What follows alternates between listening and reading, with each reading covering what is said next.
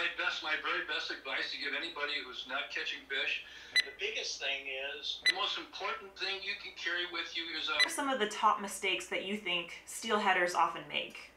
Steelhead are really receptive to the biggest fish are hard to find because the deal. Buzz Ramsey gets skunked. Oh, by the way, it happens. You just have to keep going and just empower.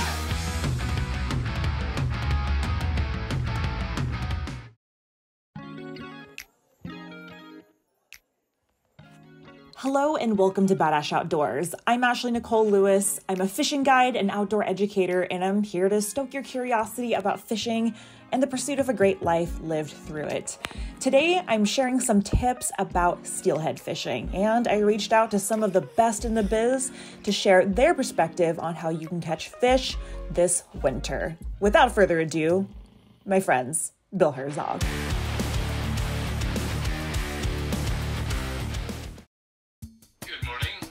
Hey Bill, it's Ash. How are you?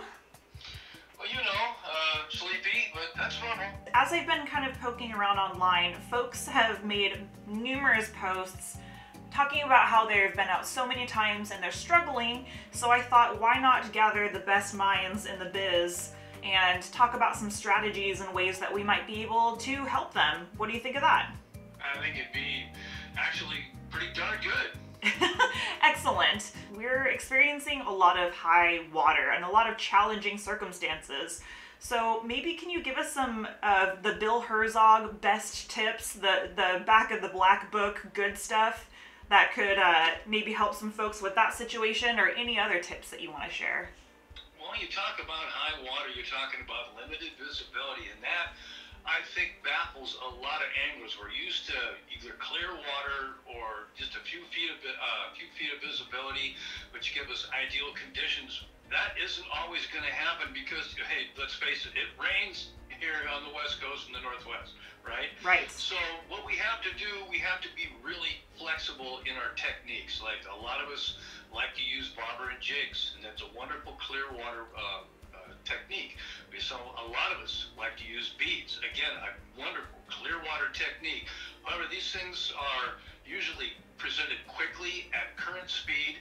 When you're talking about limited visibility, you get to the creek and it is running olive green, and there's 1.5 feet of viz, maybe 2 if you get lucky. You need something. You need to fish slow. You need to fish loud. You need to fish stinky, right? Yes. That's what you got to do. So we got to look in the old, go in Grandpa's box and dig out some spinning glows, okay?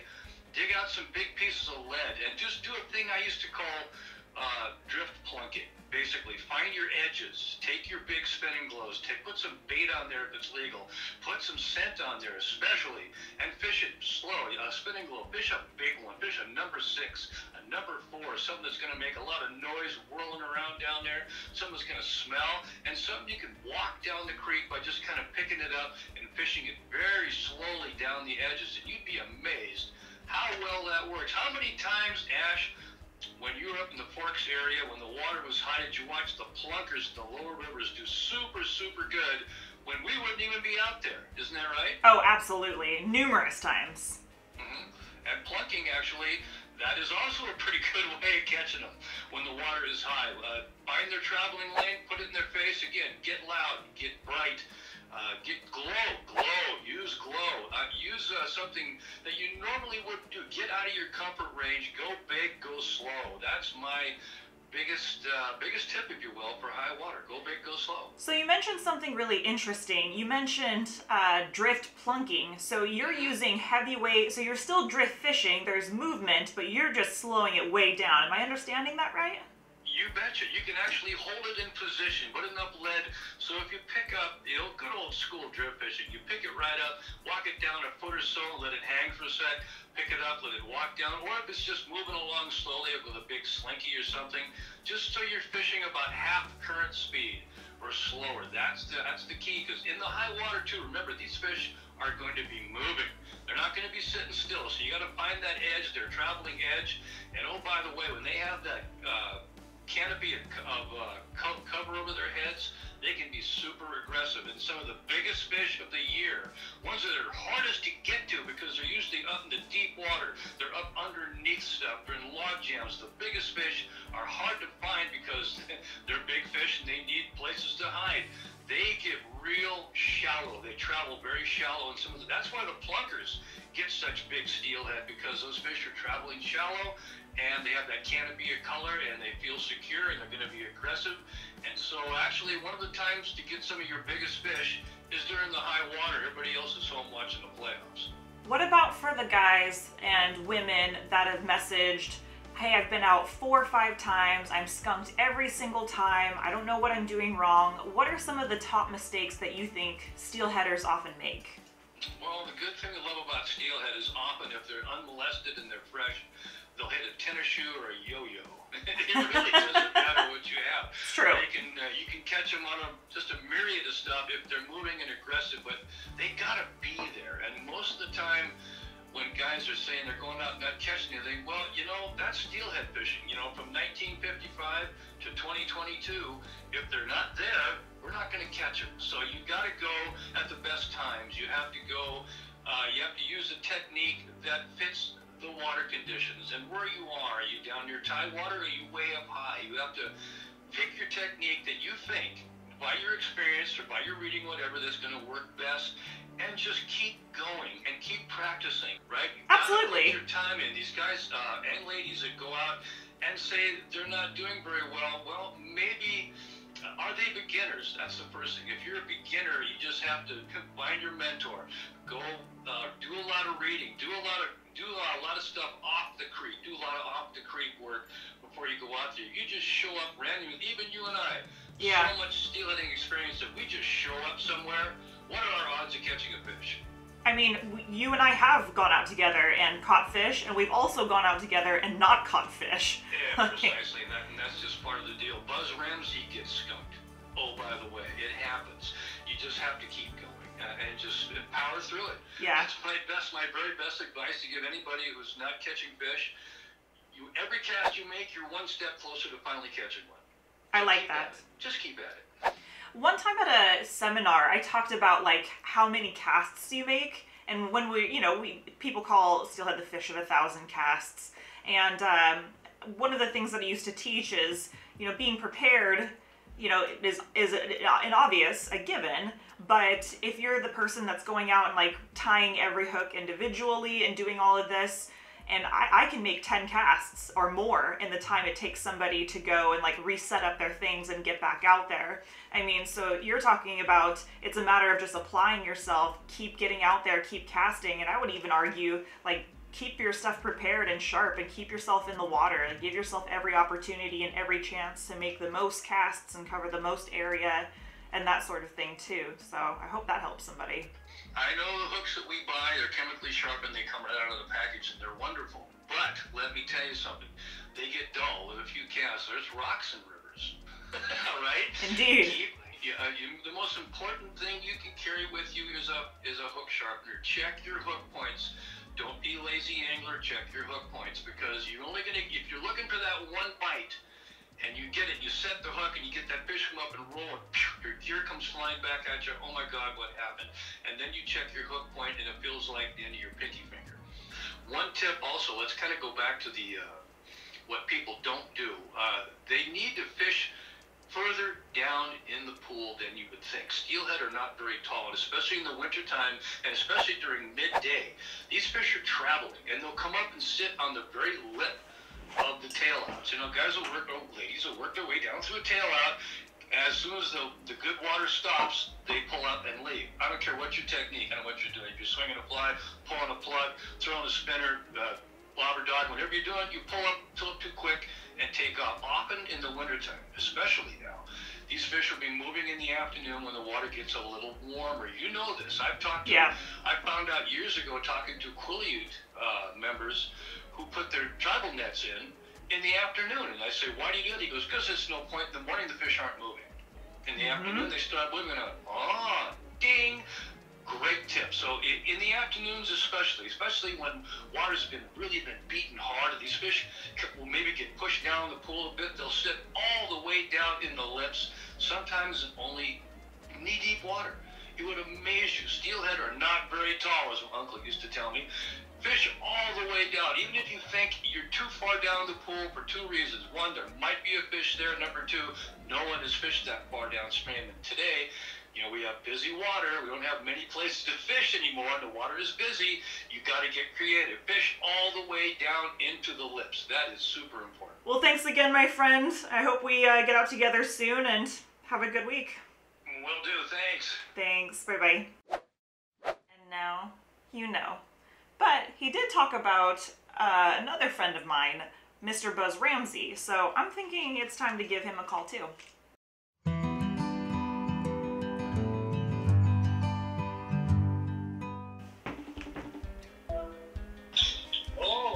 Oh, we did it! There's a lot of people that are struggling with their steelheading right now. Oh, sure, we can talk. I'm always happy to talk about steelhead. What advice might you give folks to change up their tactics or do something different to give them a chance at catching fish? In regard to water, when you've had sustained high water, which I don't know if you call this year sustained, but we've had a whole lot of water. Yep. And of course, the upstream migration of these fish is related to stream flows. When it rains and the rivers come up, the fish do come in. There's a wave of fish that comes in on that high water. And of course, when the rivers first drop into shape is when the fishing is generally the best. Yeah. In fact, over my career, I found that, when the rivers are a day or two from being in shape, is sometimes offers even the best fishing, or the best fishing, because you get to the fish before all the competition does. So sometimes, I'm not talking way high, I'm talking when the rivers drop, and they're 6 inches, maybe a foot higher than you would really like to see. The fish can really be there and be receptive to everything, because they start moving as soon as that river starts dropping. The other thing is that if you've had a big high water like this, probably the fish are not going to be found in the first mile or two of the river. They've already moved through that area. Yeah. So they're going to be further up. In fact, there's an old cliche that a lot of steelheaders go by. They say when the water's high, fish high, meaning high in the river. And when the water's low, fish low in the river. So places higher in the river or near a hatchery or where the steelhead were released as juveniles, if there's hatchery program, those areas are where the fish are probably going to congregate the heaviest. So high in the watershed, higher in the watershed or near a hatchery or release site. Believe it or not, fish that have been trucked to a release site, especially if it's near where there's a creek that runs in, or an acclimation pond where maybe they were acclimated prior to release, those fish will home in on that area. Usually about a half mile or mile stretch, they'll be right in that area. It's like they come back and wait for the truck, or wait to go into the acclimation pond. They're just waiting for the ride. That would be some basic things to think about. The other is, and for the new angler, maybe think about the time that you went to a spot and and maybe there were some other people there and somebody walked in and first cast they caught one, or you caught one first or second cast. That's no accident. Steelhead are really receptive to the first thing that comes along that they like, they're going to bite. So when you catch one on the first or second cast, that's no accident. And I would encourage steelheaders, particularly those that are on the bank, to move around a lot. You'll do better if you fish, all day long, spending a half hour in each spot than you will spending an hour in each spot. And it's because, the steelhead are going to react to the first thing that comes along if it's presented in the right way. So the general rule is that now if you run into fish, and then don't leave fish and find fish, of course. That's the thing that you don't want to do. Yes. But and if there's other competition there, and you see them catch them, but you can't get into their exact drift or spot, then come back later in the same day or on another day. Remember those places, because these steelheads, they're migrating up the river. They all stop in the same places. Some of that is related to water flow, water height, speed. They'll change based on that, but some steelhead do frequent the same places. A lot of steelheads call that a lot. In other words, that's a place where they hold. What's maybe 1 or two tips that you have for the brand new angler. What are the mistakes that you see brand new folks make the most often? So there's a lot of different techniques these days to talk about, and each relates to it. I think one of the things is try to master one or two of those methods. You know, the answer to your question was a lot easier when everybody drift fished. Yeah. These days, you've got all these different techniques, fishing methods that people use. But for most steelheaders, I would say the biggest thing is you'd think a steelhead would strike really hard, a fish that size, but they really don't. The bite is very light, subtle at best. And so when drift fishing, you pay close attention, hold your rod fairly low, and follow your drift along with your rod tip. And if it stops, pauses, hesitates, does anything different at all, yank back on. In fact, most people, when they set the hook on a steelhead, they say, I thought I was snagged, I thought I was hung up, because that happens too.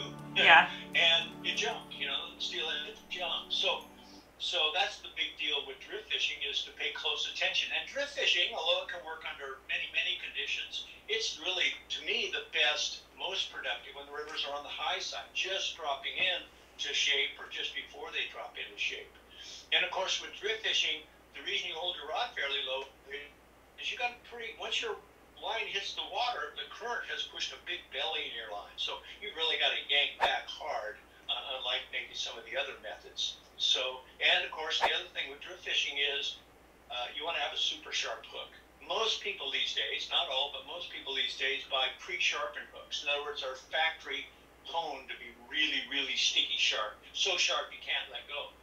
But if they get dulled on the rocks and different things, and even catching a fish will dull the hook. So if your hook gets dull, sharpen it up. One of the best hook sharpening tools is a file.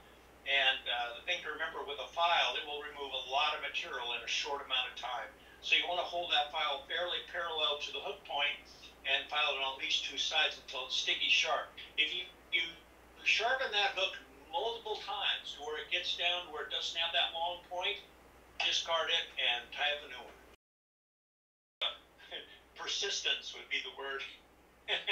That really is the word, persistence.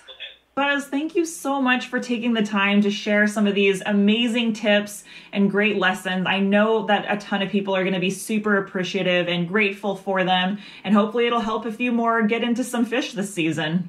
I hope so. I want everybody to catch them. Yeah, me too. Okay, sounds good, Ashley. Thank you very much. All right, see you later, Buzz. Friends, thank you so much for watching. Don't forget to like and subscribe so you can follow along on our adventures, and we will see you for the next one.